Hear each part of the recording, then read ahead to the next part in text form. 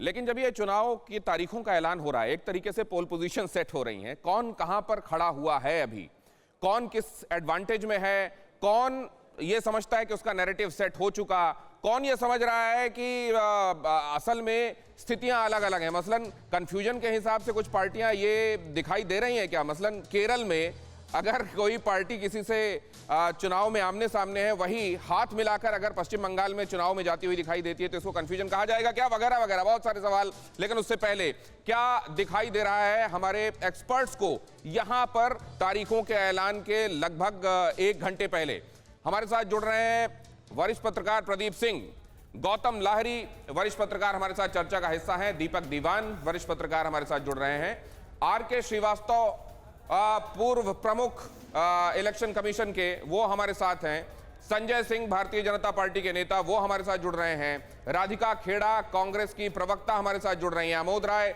दिल्ली से हमारे political editor आप तक जानकारी पहुंचाएंगे, और पीयूष पांडे आपको बताएंगे इलेक्शन कमीशन की तरफ से क्या क्या इशारे अभी मिल रहे हैं। सुप्रिया भारद्वाज हमारी संवाददाता दिल्ली से हमारे साथ जुड़ रही हैं, रविशंकर दत्ता कोलकाता से हम तक जानकारी पहुंचाएंगे। हमारे संवाददाता और हमारे एक्सपर्ट्स, इनकी निगाहों से हम ये समझने की कोशिश करेंगे कि दिखाई क्या दे रहा है, और यहां जब टेक ऑफ कर रही हैं चीजें, यहां तारीखों के ऐलान के साथ कौन कितने एडवांटेज वाली स्थिति में, नफे वाली स्थिति में या नुकसान वाली स्थिति में नजर आ रहा है। नैरेटिव सेट हो चुके हैं या अगले कुछ दिनों में नैरेटिव सेट होंगे, नैरेटिव्स फ्रीज हो चुके हैं या अभी इनका फ्रीज होना बाकी है, वगैरह वगैरह। सबसे पहले तो मैं इसको लेकर प्रदीप सिंह जी के पास ही जाऊंगा। प्रदीप सिंह जी, यहां से अभी क्या नजर आ रहा है, खास तौर से जहां चीजें सबसे ज्यादा इन्फ्लेमेबल नजर आ रही हैं, पश्चिम बंगाल?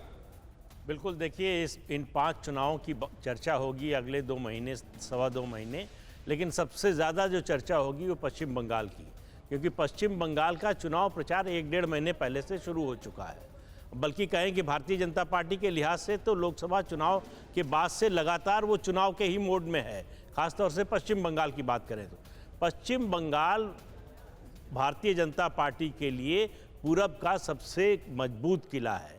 अगर वहाँ वो सेंध लगाने में कामयाब होती है तो पूरे पूरब में बीजेपी का वर्चस्व स्थापित होगा, पूरे पूर्व में बीजेपी का वर्चस्व स्थापित होगा। इसीलिए बीजेपी के लिए ये बहुत समझ लीजिए हाई स्टेक बैटल है। मैं आपके पास आता हूं सर, लेकिन उससे पहले एक अहम खबर बता दूं, पश्चिम बंगाल में पुलिस के साथ सीआरपीएफ की भी होगी तैनाती।